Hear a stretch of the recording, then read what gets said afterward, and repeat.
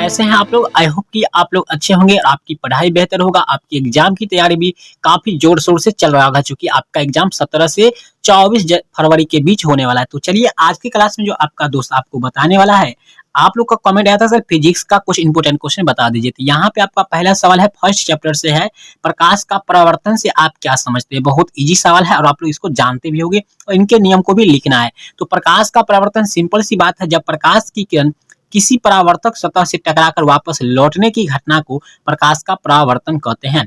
प्रकाश की किरण जब किसी परावर्तक सतह से टकरा करके पुनः वापस उसी माध्यम में लौटता है, तो इस प्रकार लौटने की घटना को हम लोग प्रकाश का परावर्तन कहते हैं। प्रकाश के परावर्तन के नियम क्या है? तो जब प्रकाश की किरण किसी परावर्तक सतह से टकराकर एक नियम का पालन करते हुए वापस उसी माध्यम में लौट जाती है, जिसे प्रकाश का परावर्तन का नियम कहते हैं। प्रकाश के परावर्तन का आप लोग जानते हैं, 2 नियम होता है, कहने की बात नहीं है। जाइएगा बोर्ड एग्जाम में आपको ऑब्जेक्टिव 1 नंबर पूछा जाएगा कि प्रकाश के परावर्तन के कितने नियम होते हैं। तो आप लोग खटाक से मारिएगा 2। आपतित किरण, परावर्तित किरण तथा आपतन बिंदु पर डाला गया अभिलंब तीनों एक ही तल में होता है। ये हो गया आपका पहला नियम। जबकि दूसरा नियम सभी बच्चे को पता होगा कि आपतन कोण बराबर परावर्तन कोण, अर्थात I बराबर कोण R होता है। ध्यान रखिएगा, I का मतलब होता है इंसिडेंट एंगल, जबकि R का मतलब होता है रिफ्लेक्शन एंगल होता है। चलिए आगे बढ़ते हैं अगला क्वेश्चन की ओर हम लोग तो अगला क्वेश्चन आप लोग के यहाँ पे है, ये फिजिक्स का क्लास में है ये सारे क्वेश्चन। कि प्रतिबिंब किसे कहते हैं? वास्तविक तथा काल्पनिक प्रतिबिंब में अंतर बताएं। देखिए एक साथ 3 क्वेश्चन यहाँ पे कंबाइन हो चुका है। सीधे पूछा जा सकता है प्रतिबिंब क्या होता है, या पूछा जाएगा कि वास्तविक प्रतिबिंब से आप क्या समझते हैं, या पूछा जाएगा काल्पनिक प्रतिबिंब से आप क्या समझते हैं। ध्यान रखिएगा, काल्पनिक प्रतिबिंब को हम लोग आभासी प्रतिबिंब के नाम से भी जानते हैं। तो चलिए हम लोग जानते हैं, सीधे से यहाँ पे जानते हैं। जो बच्चे अभी तक कुछ भी नहीं पढ़े हैं वो भी यहाँ से पढ़ करके एग्जाम में टॉपर कर सकते हैं।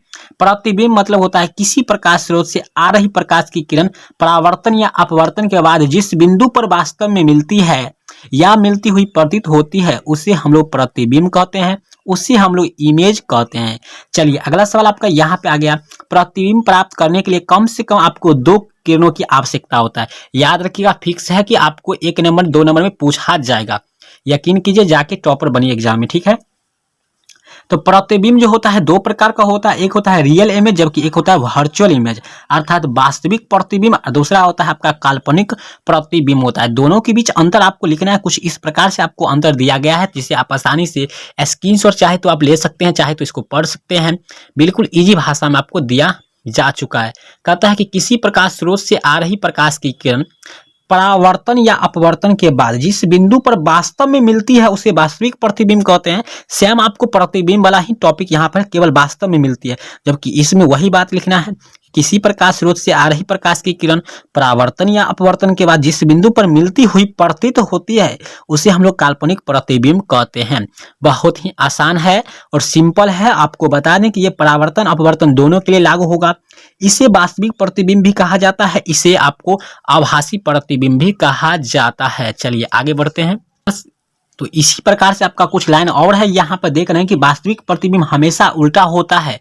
आप लोग प्रतिबिंब प्राप्त करने के नियम में जरूर पढ़ेंगे कि हमेशा इसमें उल्टा होता है। वास्तविक प्रतिबिंब हमेशा उल्टा, जबकि काल्पनिक प्रतिबिंब हमेशा सीधा होता है। और जो वास्तव में प्रतिबिंब बनेगा उसको हम लोग पर्दे पर उतार सकते हैं, जबकि जो आभासी रूप से बन रहा है उसको हम पर्दे पर नहीं उतारा जा सकता है। अगला सवाल आपका है, उत्तल दर्पण तथा अवतल दर्पण का उपयोग कारण सहित उत्तर दीजिए। बहुत ही आसान सवाल है और इम्पोर्टेंट तो इम्पोर्टेंट है ही, गर्दा इम्पोर्टेंट है।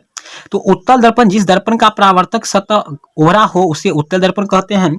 इसमें आभासी और सीधा प्रतिबिंब बनता है। देखिए बच्चा थोड़ा क्वेश्चन यहाँ पे नहीं समझे हैं, वो अवतल और उत्तल दर्पण के बारे में बता दिए हैं, फिर से उपयोग भी लिख दिए हैं। तो ऐसी गलती आप लोग को नहीं करना है। आपको केवल यहाँ पे उपयोग पूछा जा रहा है तो उपयोग लिखना है। हालांकि आपको यहाँ पे पढ़ ले रहा है, ये आपको खराबी नहीं करेगा, एग्जाम के लिए बहुत ज्यादा इंपॉर्टेंट है। तो इसमें आभासी और सीधा प्रतिबिंब बनता है। इसमें वस्तु से छोटा प्रतिबिंब बनता है उत्तल में, जबकि अवतल में बड़ा बनता है। और इसकी फोकस दूरी आपको याद रखना है कि धनात्मक होता है। चलिए अगला यहाँ पर देखते हैं हम लोग उत्तल दर्पण के उपयोग देखते हैं। 2 उपयोग हम बताएंगे, एक उपयोग से काम नहीं चलेगा। चलिए 2 उपयोग हम बताएंगे। तो उपयोग में यहाँ पे है कि गाड़ियों के साइड मिरर के रूप में, यानी बगल के रूप में हम लोग करते हैं साइड मिरर, अर्थात बगल के दर्पण के रूप में। अगला है गलियों में स्ट्रीट लाइट के रूप में, अर्थात गलियों में आप लोग देखते होंगे कि जिला परिषद के कार्य में आप लोग पढ़े होंगे कि गली में जो लाइट लगता है वो जिला परिषद का कार्य होता है। तो जिला परिषद जो लाइट लगवाते हैं गली गली में, वही स्ट्रीट लाइट में होता है। उत्तल दर्पण का उपयोग। अगला है अवतल दर्पण, जिस दर्पण का परावर्तक सतह धंसा हो, अर्थात धंसा हुआ रहेगा, अर्थात ऐसा रहेगा, या देखिए धंसा हुआ है ये भाग, तो इसी को हम लोग कहते हैं अवतल दर्पण, है ना। इसमें वास्तविक और आभासी दोनों प्रतिबिंब बनता है। इसमें वस्तु से बड़ा और आवर्धित मतलब होता है बड़ा प्रतिबिंब, और इसकी फोकस दूरी और वक्रता त्रिज्या सबके सब माइनस में होता है, ऋणात्मक होता है। और इसका उपयोग की बात कर लेते हैं तो अवतल दर्पण का उपयोग आप लोग को पता होना चाहिए कि अवतल दर्पण का उपयोग जो हम लोग कहाँ कहाँ करते हैं, तो हजामती दर्पण में करते हैं, दाढ़ी बनाने में। अगला है टॉर्च, सूर्य लाइट और सौर कुकर इत्यादि में करते हैं। ध्यान रखिएगा, टॉर्च की जगह पे यहाँ पे आप केवल टॉर्च भी दे सकते हैं, कभी कभी सूर्य के लाइट दे सकते हैं, सौर ऊर्जा में कभी कभी सौर कुकर, यानी तीनों लाइन यहाँ पर आप अलग अलग बना सकते हैं। तो इस प्रकार से आपका खत्म होता है। अगला क्वेश्चन हम लोग देखते हैं, कहता है प्रकाश का अपवर्तन कैसे होता है, अपवर्तन के नियम लिखिए। तो चलिए अगला सवाल भी आप लोग के यहाँ है, प्रकाश का अपवर्तन से आप क्या समझते हैं। जब प्रकाश की किरण के एक माध्यम से दूसरी माध्यम में जाते हैं तो वह अपने पथ से विचलित हो जाता है, अर्थात टेढ़ा मेढ़ा हो जाते हैं। तो प्रकाश की इस तरह की विचलित होने की घटना को हम लोग प्रकाश का अपवर्तन कहते हैं। जैसे कि आप लोग देखते होंगे बाल्टी में अगर आप छड़ी को किसी डंडा को रखिएगा तो आपको वो टेढ़ा प्रतीत होगा, ये प्रकाश के अपवर्तन के ही कारण होता है। तो यही आप लैंग्वेज में बना करके लिख सकते हैं बिल्कुल आसान शब्दों में। जैसे होता है तारों का टिमटिमाना, पानी से भरे बाल्टी में लकड़ी का टेढ़ा प्रतीत होना, या सिक्का का उठा हुआ प्रतीत होना। यदि किस पानी से भरे किसी गिलास में अगर आप सिक्का रखते हैं तो वो आपको उठा हुआ प्रतीत होगा। तो इस प्रकार से आप देख सकते हैं प्रकाश के अपवर्तन का नियम यहाँ पे है कि रोले नामक यानी स्नेल नामक वैज्ञानिक यहाँ पर दिया हुआ है। स्नेल नामक वैज्ञानिक ने प्रकाश के अपवर्तन के संबंध में एक नियम का प्रतिपादन किया, जिसे प्रकाश का अपवर्तन का नियम कहते हैं। इसे स्नेल का नियम भी कहा जाता है। इसके दो नियम है। पहला नियम है कि आपतित किरण, अपवर्तित किरण तथा आपतन बिंदु पर डाला गया अभिलंब तीनों एक ही तल में होता है। जबकि दूसरा नियम जो होता है वो जो बहुत ज्यादा इंपोर्टेंट होता है, वो नियम आपका कुछ इस प्रकार से यहाँ पर है, किन्हीं दो माध्यमों में प्रकाश की किसी विशेष रंग के लिए अपवर्तन कोण की जया अर्थात साइन तथा यहाँ पर अपवर्तन कोण की जया अर्थात साइन आई यहाँ पे तथा यहाँ पे है, आपको गलती लिखा हुआ है बच्चा लिखे हैं, तथा आपतन कोण की जया तथा अपवर्तन कोण की जया एक अनुपात होते हैं। याद रखिएगा, आपको यहाँ पे आपको लिखना होगा आपतन कोण की जया, ठीक है, अर्थात आपको साइन आई अब बट्टे आपका होता है अपवर्तन कोण की जया। इस बात को याद रखिएगा, अपवर्तन कोण की जया अर्थात साइन आर होता है, यहाँ पे आपको दिया जा चुका है, तो इसको आप स्क्रीनशॉट ले सकते हैं। अगला क्लास में हम लोग देखेंगे ये सारे क्वेश्चन।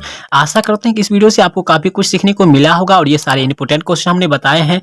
आप चाहते हैं इसी प्रकार अगला क्लास भी, तो आप हमें कमेंट करके जरूर बताएं। मिलते हैं नेक्स्ट वीडियो में, तब तक के लिए बाय, धन्यवाद।